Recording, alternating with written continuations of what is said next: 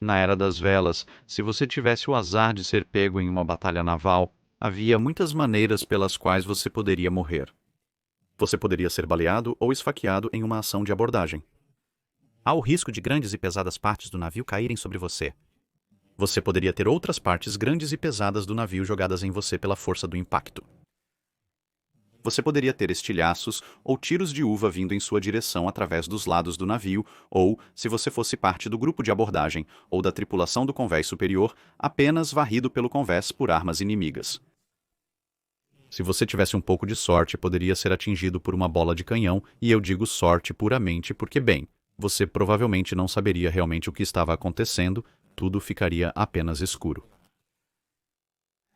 Você também poderia ser gravemente ferido ou morto, ou ambos por estilhaços. E eu digo ambos porque é claro que naqueles dias era relativamente fácil contrair uma infecção bastante desagradável.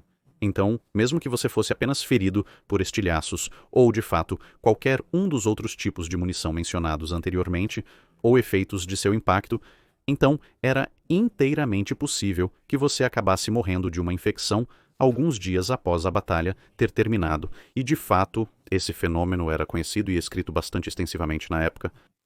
Então, se você pegar duas contas que, embora não abranjam a totalidade do período armado de canhões da Era das Velas, eles cobrem uma boa parte do período em que a maioria das lutas em grande escala de navios de linha estava acontecendo, podemos ver as visões contemporâneas de você sabe o que estava acontecendo. Ambas as citações são tiradas do artigo As Lesões de 4 Séculos de Guerra Naval, que foi registrado nos anais do Royal College of Surgeons da Inglaterra em 1975, volume 57, e escrito pelo cirurgião vice-almirante Sir James Watt, que tem muitas letras após seu nome para eu repetir todas aqui, mas basta dizer que ele era o diretor médico-geral para assuntos navais do Ministério da Defesa, então ele provavelmente sabe do que está falando.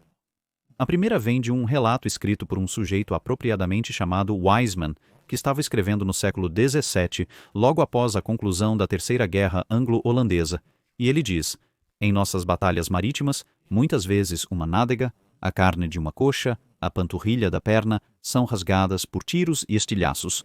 Todas essas são feridas contusas, e parecem pretas, e muitas vezes enganam o cirurgião inexperiente. Ele, ao considerá-las pelo seu aspecto como gangrenadas, continua a descrever o curso subsequente. Observa que parecem carne há muito pendurada no ar, de uma cor preta e seca, mas ainda tem calor.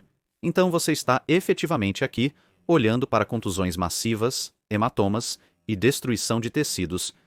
Assim como, você sabe, realmente arrancando pedaços de tecido, e esses são os caras que estão feridos, e não, obviamente, os caras que foram mortos, que quase certamente foram enterrados no mar e, portanto, não sujeitos a grandes exames. Além de bem, ele está morto. Em uma rede e para o mar, com ele. E então temos outro relato, desta vez de um homem chamado Hutchinson, que está escrevendo logo no final das Guerras Napoleônicas, então em 1810, e ele aponta que há uma diferença entre feridas localizadas, que são infligidas por tiros de uva ou balas de mosquete, e o que ele descreve como lesões extensas causadas por acertos diretos de tiros redondos. Bem, sim, você pode imaginar como isso se parece, ou como ele descreve por fragmentos irregulares de madeira, violentamente arrancados das pranchas ou dos lados do navio, e ele diz que feridas infligidas por estilhaços de madeira são sempre mais extensas, acompanhadas por contusões terríveis e lacerações das partes moles, e por muitos anos. A ideia de que você sabe que todos esses relatos de época, descrevendo essas horríveis lesões por estilhaços, foram praticamente aceitos como verdade, além de qualquer outra coisa. Homens que lutaram nos períodos posteriores, na Primeira e Segunda Guerra Mundial, mais recentemente quando armas estavam sendo lançadas com grande abandono, ou melhor, os projéteis das armas eles sabiam exatamente como poderia ser o dano por estilhaços. Agora, concedido, na época, eram principalmente estilhaços de metal, e eles também podem causar alguns danos bastante horríveis. Mas diante disso, tanto marinheiros quanto profissionais e todos os outros que ouviam não tinham problema em aceitar que, ok, estilhaços de madeira provavelmente são tão ruins, ou pelo menos ruins o suficiente, para que possam matar e ferir um grande número de homens, especialmente dado que, por razões óbvias, em uma batalha na Era das Velas, um navio poderia levar significativamente mais acertos de Sabe, um navio que está alvejando com 40 a 50 armas, em oposição à Primeira ou Segunda Guerra Mundial, onde, se você tivesse azar o suficiente para ser bombardeado por um navio capital inimigo, poderia haver apenas, sabe, 8, 10, 12 armas atirando em você, supondo que você não estivesse perto o suficiente para os secundários se envolverem e, enquanto, obviamente, os impactos individuais desses projéteis podem ser consideravelmente maiores e, portanto, as feridas causadas pelos estilhaços podem ser bastante ruins se você estiver em um navio de linha por horas no meio de uma luta e estiver sendo atingido por centenas e centenas e centenas de bolas de canhão. Então você sabe, mesmo se estilhaços de madeira podem ser menos prejudiciais do que os de metal impulsionados por explosivos de alta potência, mas ainda causariam muitas mortes e feridos.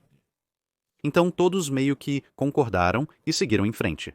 Mais recentemente, no entanto, algumas pessoas começaram a questionar isso por várias razões, às vezes apenas revisionismo indo um pouco longe demais, onde eles começam a duvidar absolutamente de tudo.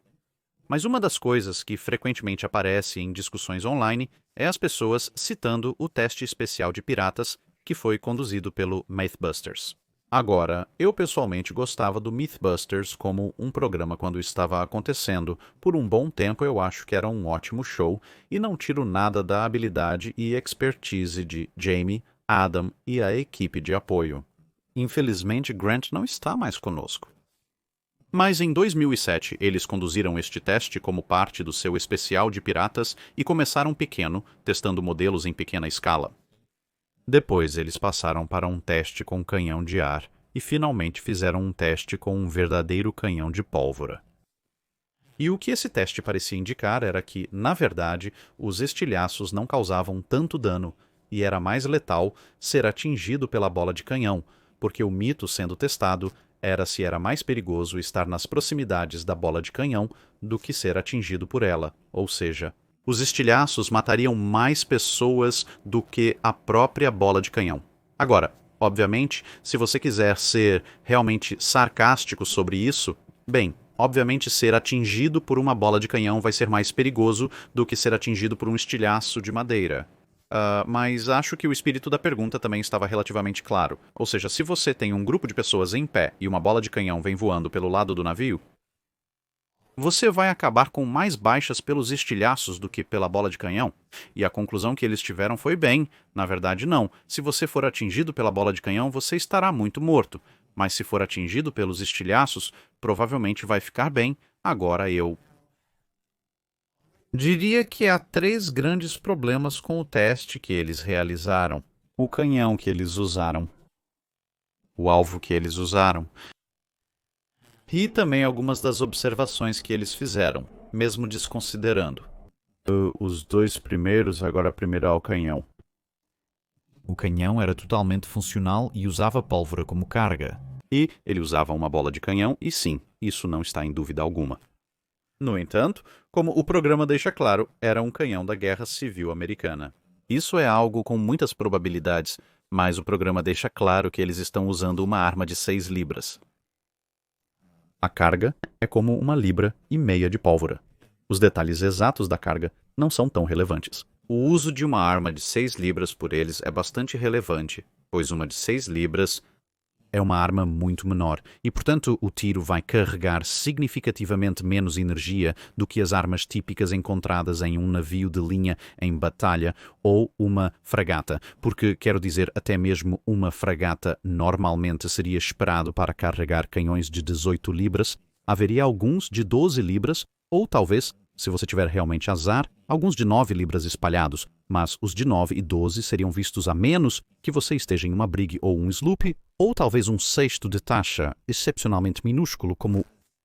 Efetivamente, as armas secundárias do navio, elas não são as coisas que causam a maior parte do dano. A maior parte do dano será causada pelos seus canhões de 18 libras, uma vez que você chega às fragatas maiores como o United States Ship Constitution, ou as maiores quintos e alguns dos menores quartos, etc. Então, as grandes armas que estão sendo usadas são canhões de 24 libras, e os de 18 libras são os secundários. E então, uma vez que você entra em fragatas e navios de linha, você começa a ver canhões de 32 libras como as armas mais pesadas, depois 24 libras, depois 18 libras, e realmente canhões de 12 libras e 9 libras geralmente não têm negócios em um navio de linha, na maioria dos casos, exceto como armas antipessoal no convés.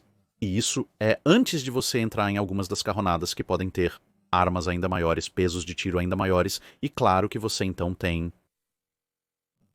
Mais atrás na história, quando você está olhando, digamos, a Her Majesty's Ship Victory anterior à de Nelson, existem até canhões principais de 42 libras, embora tenham saído de serviço porque a bola tendia a ser um pouco pesada demais para as pessoas mirarem e carregarem regularmente e rapidamente mirar e atirar.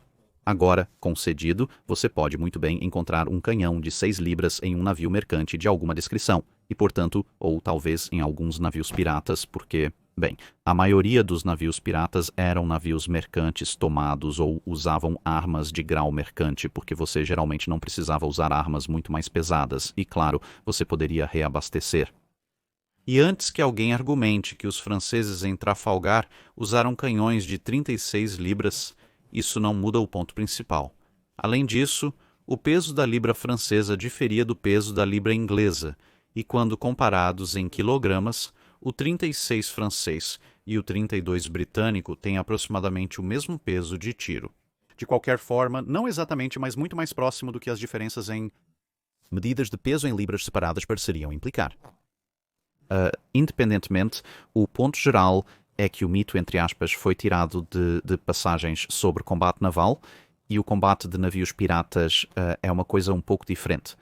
O combate de navios piratas, como eu disse, geralmente envolveria armas muito menores e, portanto, enquanto as descobertas podem ter sido precisas para um navio pirata relativamente pouco armado lutando contra um navio mercante, pelo menos em termos de quais armas estão sendo usadas, realmente não se aplica a combatentes navais da era das vendas em pleno uso, porque usar um canhão de 6 libras para tentar simular qualquer coisa que possa acontecer em uma ação naval completa como Trafalgar seria o equivalente a pegar, sabe, uma carabina de ar de 0.17 e então tentar usar isso para determinar o dano que seria feito por um fuzil de assalto de 7.60 e 2 milímetros simplesmente não é realmente uma comparação adequada. Em segundo lugar, você tem o material. Estava sendo testado agora neste caso particular.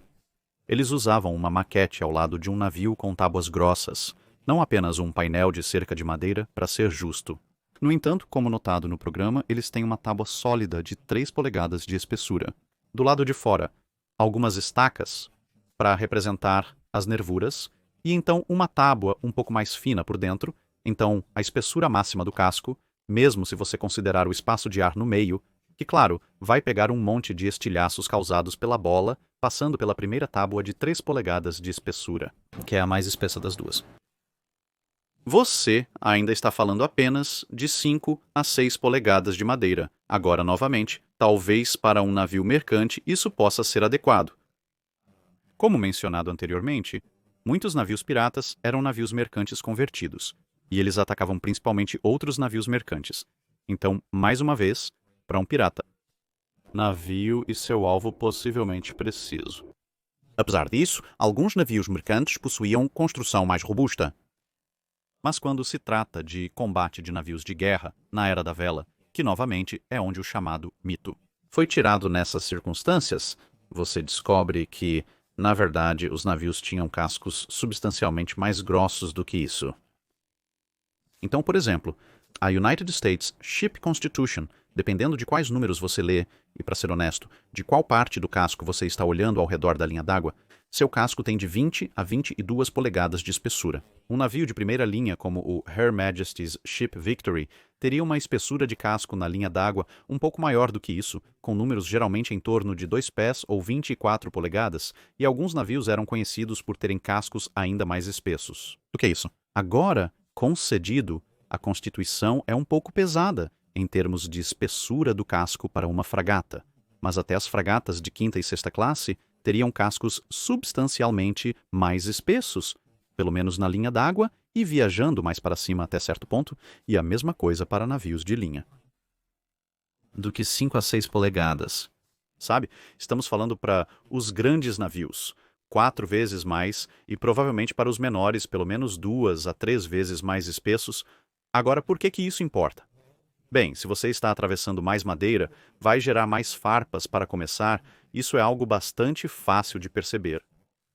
Mas também, sabe, se você tem um projétil passando por um material, ele está transferindo energia para esse material. Se você tem menos energia sendo capaz de ser transferida porque ela só passou por uma quantidade menor de material, então, obviamente, os resultados da quebra desse material vão ser significativamente menores. Agora, para usar uma analogia um tanto imperfeita, e sim, é exagerada, mas acho que você vai entender o ponto se você pegar digamos, um canhão de tanque, que hoje em dia se supõe ser um canhão de 120 milímetros, e alguém lhe disse, sabe, se você atirar com isso, um projétil de tanque em uma chapa de aço de 2 milímetros de espessura. Bem, surpreendentemente, esse projétil vai passar direto por ela, mas também ninguém vai ficar particularmente surpreso quando não houver uma quantidade tremenda de estilhaços de metal saindo desse resultado, enquanto se você pegar, digamos, uma chapa de aço de 12 polegadas de espessura, ou eu acho que nesse ponto é um bloco de aço, então um pé de espessura, e você dispara o projétil do tanque através disso. Bem, eu acho que todos vão estar esperando muito mais estilhaços e muito mais projéteis saindo do outro lado, então você pode meio que ver o ponto que estou tentando chegar. O casco real que está sendo testado também não era particularmente realista. Pelo menos para você saber, uma verdadeira nave de guerra da Era das Velas. E, em terceiro lugar, também há um problema com as observações em questão agora quando eles finalmente dispararam a arma de 6 libras através do casco do navio de maquete e eles acertaram um monte de porcos com os estilhaços de madeira resultantes e não parecia acontecer uma quantidade tremenda. Eles meio que disseram, bem, não há grandes estilhaços saindo, então acho que vamos chamar isso de mito desmascarado. No entanto, se você realmente olhar para as filmagens que foram feitas de cima, que são mostradas no programa conforme a bola passa, você notará que mesmo com isso, relativamente fino, réplica de um lado do navio e essa bola de canhão relativamente pequena, um pedaço muito grande, provavelmente de pelo menos 4 a 5 pés, possivelmente mais longo, do revestimento interno é arrancado. Da réplica inteira, e isso acaba por atingir pelo menos 2 dos corpos de porco bastante forte naquilo que seria o equivalente à cabeça. Se o humano estivesse ali e depois se afasta.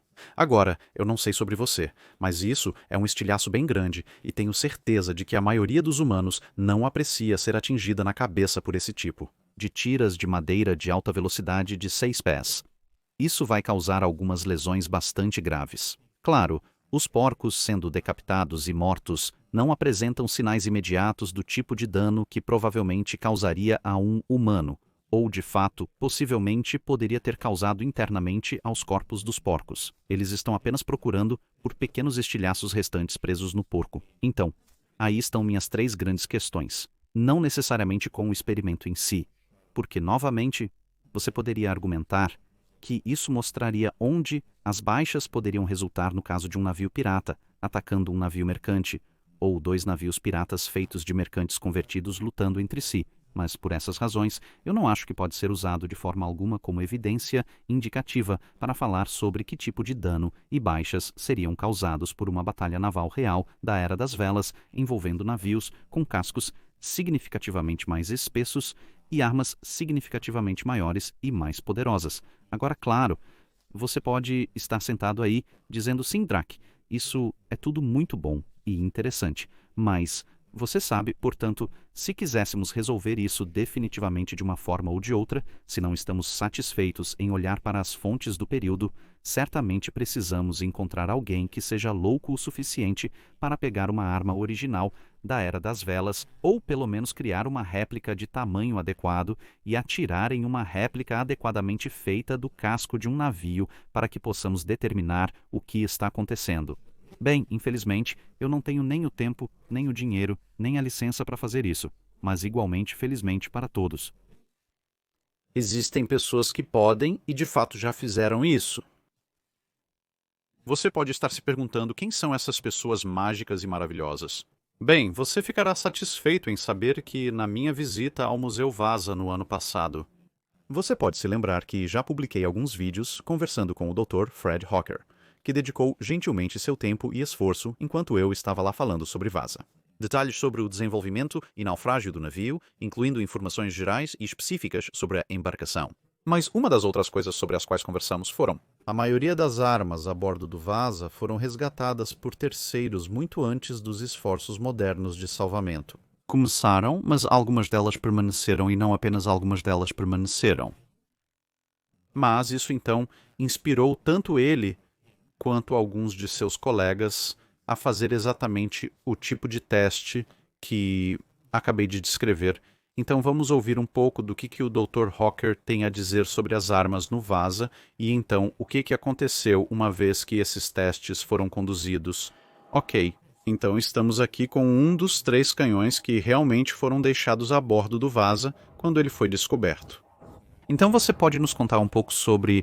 Obviamente nós falamos sobre esses canhões na medida em que foram feitos especificamente para um navio e a maioria deles foi recuperada, onde estavam, bem este canhão e os outros 2, um dos quais é onde estou agora, onde foram encontrados, e...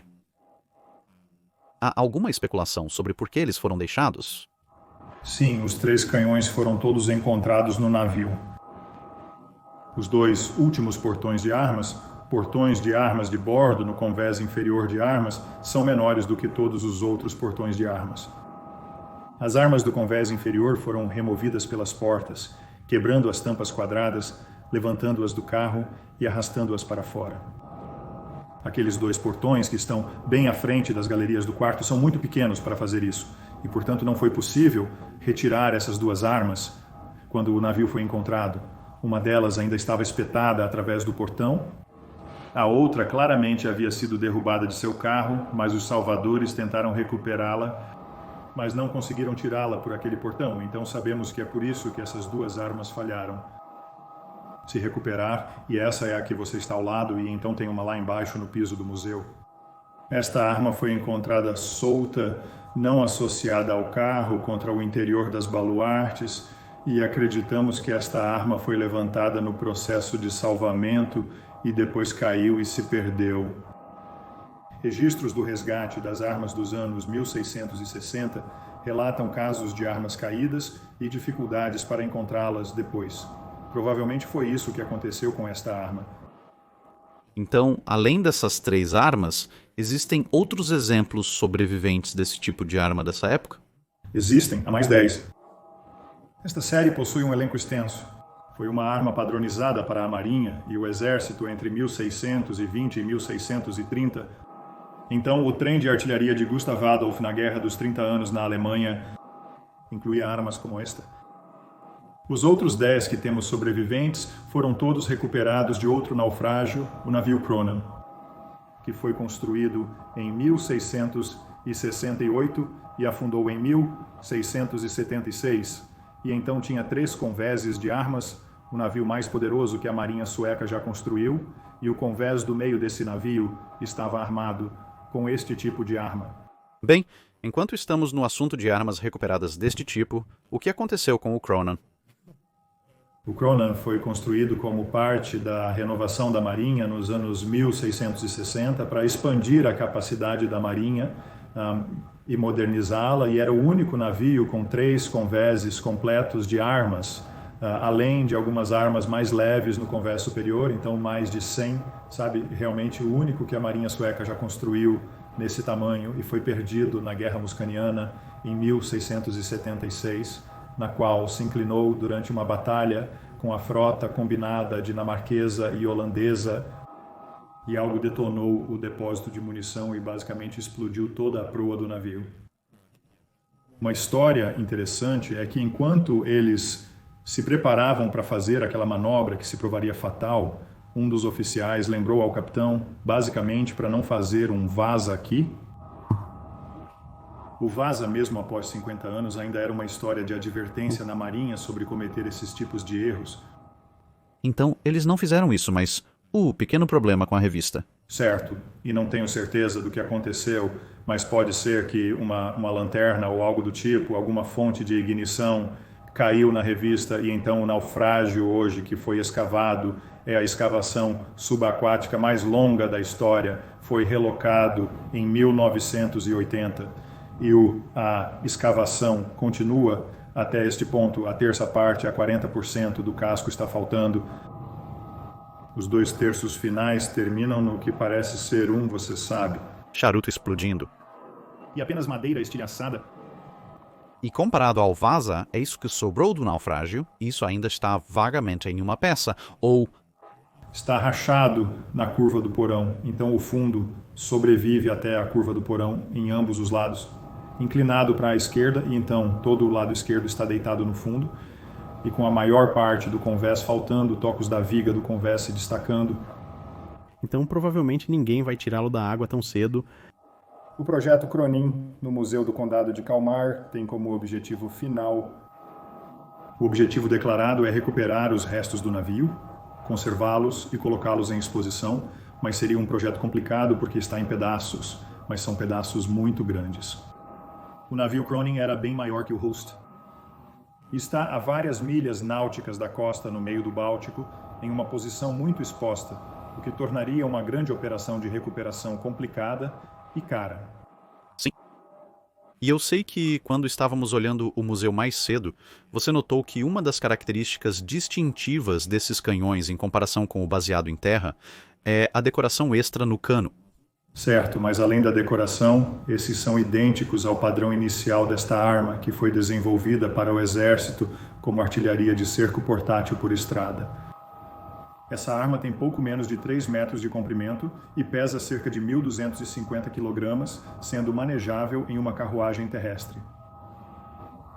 E os exemplos que temos da série inicial de fundição de 1620 não têm essas bandas de decoração nelas.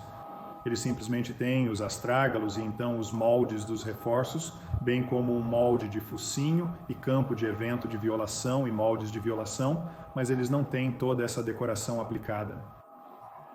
E o que é interessante é que os dois que temos não são idênticos, e parece que estes são únicos, que a banda de decoração nesta arma é diferente da banda de decoração naquela arma. Então, nesta arma e nas outras 2 armas que foram recuperadas em um canhão normal, tanto quanto qualquer canhão é normal, você esperaria encontrar o orifício de toque em algum lugar por aqui. E, em vez disso, temos um orifício de toque aqui atrás da culatra. Então, o que é isso? Isso é verdade para todas as armas deste modelo, bem como para outra série. Há também uma versão de 12 libras desta arma que foi feita em um padrão semelhante. Uma delas sobrevive em um museu na França, surpreendentemente. E eles têm o orifício de ignição. Nos de 24 libras, o orifício de ignição está aqui no cascavel, em vez de no campo de ventilação. E então o que descobrimos através dos testes é que isso cria problemas para carregar a arma. É difícil fazer com que a pólvora solta escorra efetivamente pelo orifício de ignição para chegar à carga, porque o ângulo não é muito inclinado, é apenas mais ou menos assim.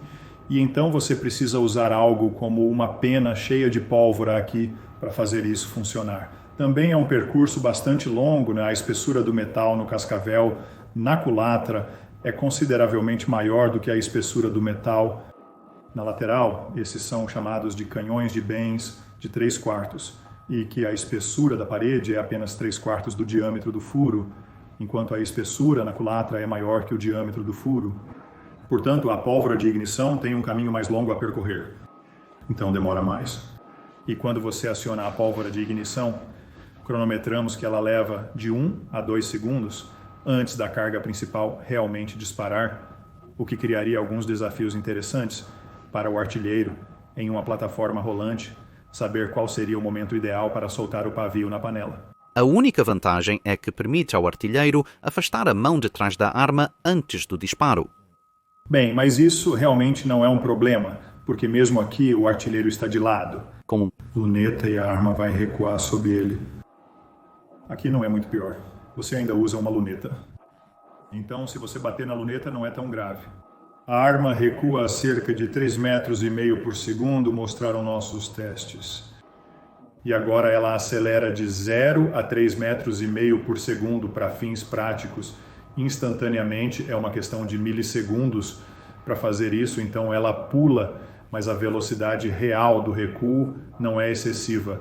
Agora, se você ver o filme Mestre e Comandante, a velocidade com que essas armas recuam é justamente a correta. Ok. Isso é o que essas armas fazem. Então, outro ponto positivo para esse filme em termos de precisão histórica aproximada. E eu diria que a única coisa que eles erram é o clarão do cano. Quando você dispara uma arma assim, se você vê o filme, você não tem um clarão de cano muito grande, mas nessas armas com uma carga de serviço, o clarão do cano é um jato de chama de cerca de 10 metros de comprimento. Nossa, é uma bola de material branco quente queimando, e você também tem um jato saindo do vento. Então você acaba com uma bola de chama bem aqui. Isso pode ter sido um pouco desconcertante se você fosse o atirador. Então você tem motivos para não querer estar atrás da arma ao atirar. Então você estaria falando sobre se, por algum motivo obscuro, fôssemos disparar isso agora, a chama provavelmente alcançaria essas caixas de artefatos. Certamente alcançaria a coluna bem em frente ao cano. Seria uma visão impressionante imaginar todas essas armas disparando enormes pilares de chama por todos os lados, presumivelmente com muita fumaça também. Sim, também descobrimos que estávamos medindo a onda de pressão da explosão do cano e atiramos em uma vela. Temos uma cópia de uma vela Top Gallant e a montamos a 30 metros do cano, e a explosão do cano a 30 metros fez a vela colapsar completamente. Não derrubou todo o vento, e o que descobrimos no local onde estávamos atirando é que o estampido do cano também limpa todo o material solto do chão na frente da arma por cerca de 20 metros, então limpamos todo o cascalho durante o disparo. Então provavelmente não é o melhor. Há muitos motivos para um pequeno navio. Suponho que neste ponto talvez a palavra fragata tenha uma definição um pouco diferente, mas o que provavelmente seria pensado mais tarde como talvez uma sexta taxa. Há inúmeras boas razões pelas quais você não quer estar em um desses, mesmo sob as armas de um navio como este. Bem, na verdade, paradoxalmente, você pode estar mais seguro em um navio de construção leve, porque o que os testes da arma mostram é que não havia estrutura de navio no século XVII que pudesse parar uma bola de canhão de 24 libras. Há um excesso de energia de impacto. Em nossos testes, e isso não dispara uma bola de alta velocidade, só conseguimos chegar a cerca da velocidade do som, não ao Mach 1.5 ou algo assim que esperávamos que as armas das guerras anglo-holandesas estivessem disparando. Descobrimos que, mesmo nessa taxa, uma bola de 24 libras atravessará 90 centímetros de carvalho sólido. Então, se Ela atravessa o lado do navio em quase todos os casos, e conseguimos medir a velocidade de impacto e de saída a... Uma bola de 24 libras atravessa um lado do navio e ainda tem velocidade para atravessar o outro lado. Você não poderia parar uma bola de 24 libras, mas quanto mais fina a estrutura do navio, menores são os estilhaços. Então, sua melhor defesa pode ser estar em um navio levemente construído, onde a bala simplesmente faria um buraco limpo. através. Dos dois lados, mas não criaria muitos estilhaços grandes e devastadores. E falando de estilhaços, obviamente, todos nós provavelmente já ouvimos as histórias dos marinheiros da época, mas não houve uma quantidade enorme de pesquisas modernas investigando se isso realmente ocorreria, e obviamente há várias afirmações feitas sobre a precisão dessas contas de marinheiros, mas eu entendo que você realmente fez alguns testes práticos para descobrir se essas afirmações têm veracidade, então devemos ir dar uma olhada nisso. Ok, então estamos em uma seção de um navio com alguns buracos nela. É isso, é uma réplica de parte do lado do vaza no nível do convés inferior de armas. Esta é a parte acima da linha d'água, onde estariam meus pés. É a parte mais espessa da estrutura do navio. O revestimento interno e externo de estruturas com cerca de 25 a 28 centímetros de espessura é de 10 centímetros. E você também tem uma baleia que tem cerca do dobro da espessura do revestimento.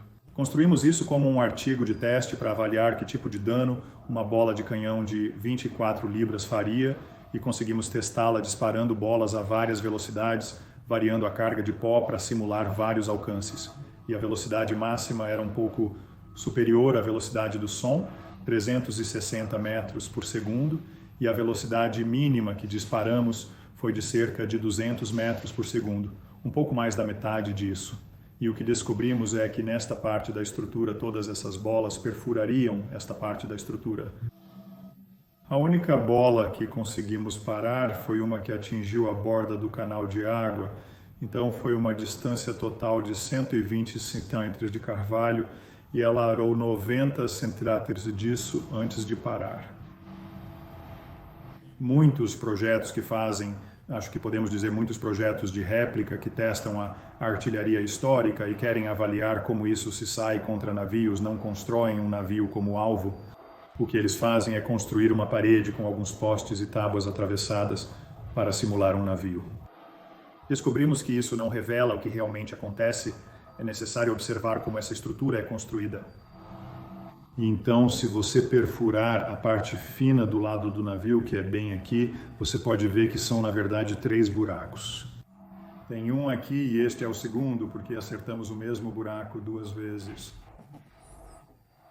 Mas o que eles fazem é criar uma nuvem de estilhaços muito pequenos. A onda de pressão na frente da bola não se expande o suficiente para quebrar grandes pedaços de madeira. Os estilhaços geralmente pesam menos de 10 gramas cada.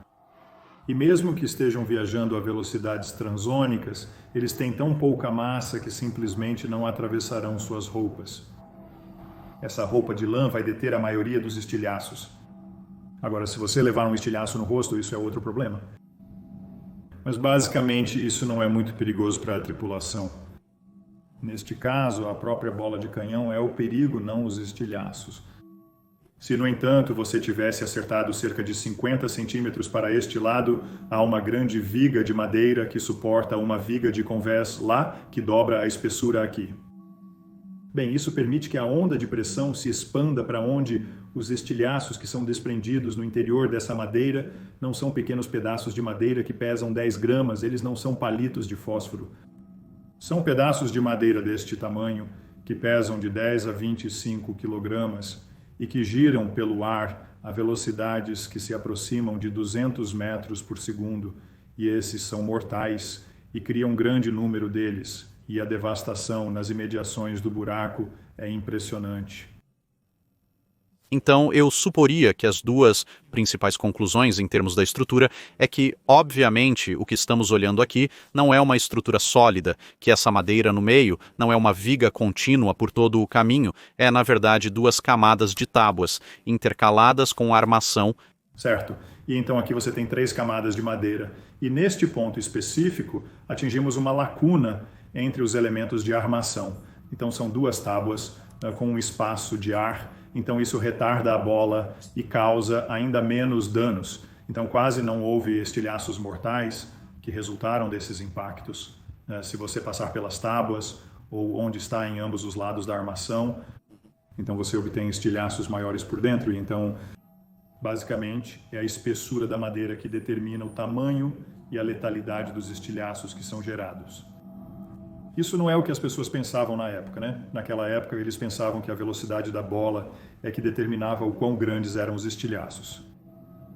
Nossos testes mostraram que a velocidade da bola não faz tanta diferença no quão grandes são os estilhaços.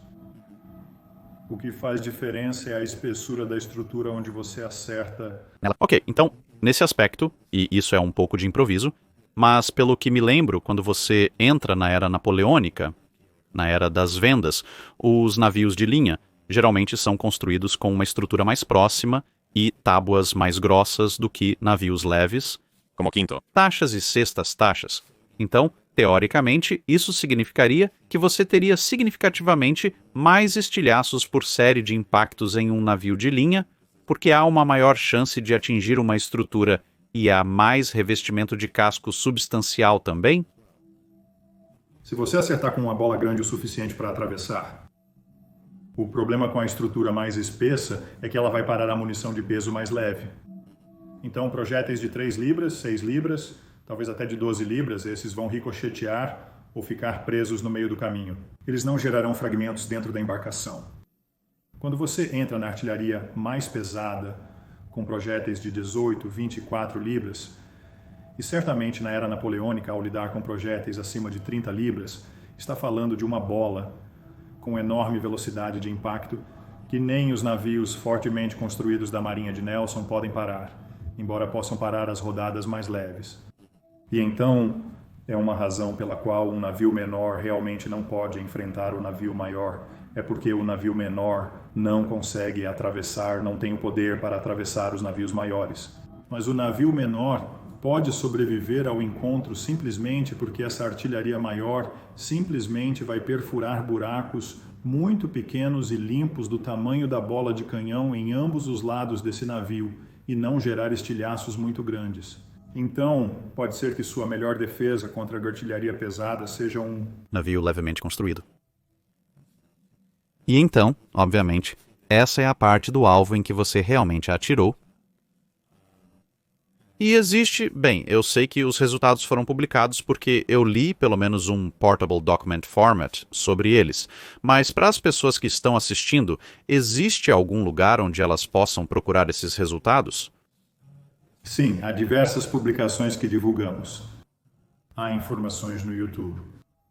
Publicamos muitos vídeos em alta velocidade do que acontece quando você atinge uma bola de canhão. Procure por Vasa Cannon e você deve encontrar algumas coisas interessantes lá. Vou colocar o link desse vídeo na descrição e um cartão para as pessoas darem uma olhada, porque é muito interessante. Muito obrigado. Certamente. Uma das coisas que fizemos e que não achamos que alguém tenha feito há muito tempo é estar na extremidade receptora de um tiro de um canhão de carregamento pelo cano. Isso parece perigoso. Bem, no campo de provas onde estávamos testando a arma no centro de testes da Força Bal em Karlskoga, eles têm uma cabine de câmera no anteparo que é tripulada. Está atrás? Uma grande chapa de armadura e 2 contêineres cheios de cascalho. Então quem está lá dentro está bem protegido. Nós nos revezamos naquela cabine durante os testes e você era permitido porque era improvável que fosse atingido. Era permitido sair para trás da cabine e ouvir e assistir a rodada chegando e depois assistir ela atingir o chão a cerca de 10 metros de distância de você. E esse é um som indescritível do sólido transônico de ferro chegando pesando 24 libras. Você conseguiu alguma gravação de áudio? Nós temos algumas dessas da cabine da câmera. Parece que é isso. Não faz jus porque você não faz. Não preenche o ar da maneira que o som real faz. Justo. Justo. Assim como se você faz parte da equipe da arma e você está perto da arma quando ela dispara, a concussão no ar você pode sentir comprimindo todo o seu corpo e todo o espaço aéreo dentro do seu corpo, mesmo que você esteja atrás da arma. A explosão do cano cria uma onda de pressão atrás da arma também, e você sente todo o seu corpo ir. Sim. Recentemente respondi algumas perguntas sobre onde seria perigoso ficar quando uma arma dispara. Geralmente, no contexto dessa pergunta eram minhas armas navais da Segunda Guerra Mundial. Mas os cálculos da onda de pressão que são, como você diz, mostram quase uma forma de gota. Então você tem uma área alongada de alta pressão à frente da arma, mas há realmente uma onda de pressão surpreendentemente alta que vai do cano para trás da arma. E bem, sim, quero dizer, se você está falando sobre um rifle naval da era da Segunda Guerra Mundial de 50 calibres, há uma distância justa para ela voltar e você está em uma torre, mas se você está em um navio desta era e a arma tem apenas alguns metros de comprimento e você... Bem, mas a explosão do cano está acontecendo fora do navio? O lado do seu próprio navio mantém a maior parte da explosão do cano do lado de fora, porque nós medimos isso com essa arma e então o que medimos foi a pressão sonora, a pressão da explosão, e o que descobrimos é que 5 metros à frente do cano, a pressão da explosão é 6 vezes mais forte do que imediatamente atrás da culatra. E isso é apenas ao ar livre. Se você estivesse a bordo de um navio, a explosão do cano está fora do navio, há uma abertura muito pequena para a onda de pressão voltar. Assim, o lado do navio desviará a maior parte disso. Acreditamos que a diferença na pressão da explosão, que também seria uma diferença na energia sonora, entre o cano, você sabe, fora do navio, E dentro. provavelmente é significativo. Ok. E então, provavelmente não é tão ensurdecedor dentro de um navio como a maioria dos romancistas pensa. E a outra coisa que descobrimos é que medimos quanto tempo leva para a fumaça se dissipar depois de disparar um tiro, porque a visão comum é que, sabe, depois do primeiro tiro, seu inimigo está obscurecido bem. O que nossos testes mostraram é que se você tem vento suficiente para manobrar, tem vento suficiente para dissipar a fumaça de um tiro no tempo que leva para carregar o próximo. Normalmente, víamos o resultado cerca de 20 segundos após o disparo. Esses relatos provavelmente seriam de grandes batalhas onde a fumaça do disparo de outra pessoa poderia se espalhar sobre você. Sim, porque não é apenas a sua arma. Se a arma deles está disparando continuamente em vez de tiros únicos, isso é content violation. Praticamente impossível. Para conseguir. Pode haver uma nuvem de fumaça mais ou menos constante, mas também está sendo levada pelo vento. Também há alguma fumaça dentro do navio, porque o duto espelha um jato bastante substancial de fumaça. Isso ocorre dentro da embarcação, assim como a bola de fogo que sai do duto. Agora, a bola de fogo só dura cerca de 3 milissegundos, então é improvável que realmente danifique algo ou alguém. Mas pode ser bastante dramático vê-lo. Mas o jato de fumaça é substancial. Então, o interior do navio se encheria com a fumaça dos dutos dos toques. Relativamente rápido, nós acreditamos. E claro, as madeiras do navio que te protegem da explosão e do barulho lá fora também mantêm toda a fumaça dentro, como você mencionou. Certo? Sim. Então, a fumaça, que é o grande problema, pode ser a questão porque é tóxica. Se você acumular a fumaça no orifício de ventilação, é mais difícil de limpar isso do que a maior bola de fumaça do cano. E eu suponho que com a madeira, como a estrutura de um navio, é um pouco menos condutora de som do que o ferro ou o aço. Então isso provavelmente vai ter algum efeito. Bem, não necessariamente. De que você faz a tábua de som de um piano ou uma guitarra? De madeira. Então depende muito da frequência do som e da espessura da madeira. Mas na realidade, o lado do navio é um isolante sonoro relativamente bom. Nesse caso, não conseguimos testar isso diretamente, mas fizemos um pouco de modelagem matemática para ter uma ideia de quanto dessa pressão de explosão encontraria seu caminho de volta para o navio e não é muito. Então aí está um pouco mais de informação sobre os canhões do Vasa. E exatamente o que eles podem fazer e por que você pode acabar com estilhaços realmente letais. Praticamente de acordo com o que todos diziam, considerando que o Vasa foi construído no início da era dos navios equipados com armas. E então, como o Dr. Hawker mencionou, à medida que os navios continuam a se desenvolver em tamanho e as armas se desenvolvem em termos de sua tecnologia, elas podem disparar mais rápido e também estão atingindo cascos substancialmente mais espessos. E o que você pode ver aqui no momento é a arma que foi realmente disparada. Esta é a réplica das armas que foram recuperadas do Vasa, que foi mencionada no Dr. Hawker, falando sobre os experimentos que foram conduzidos. E isso é realmente como você pode ver na entrada do Museu Vasa. Então, se você quiser ir e visitar o Museu Vasa, obviamente você pode dar uma olhada nas armas originais. Você pode dar uma olhada na arma que foi usada no teste. Você pode dar uma olhada naquele pedaço do alvo em que eles atiraram e muitas outras coisas interessantes. E se você quiser ver os próprios testes de armas sendo realizados e ler um dos relatórios que foi escrito sobre isso, então você poderá encontrar os links para esses vídeos e o PDF do relatório na descrição do vídeo abaixo.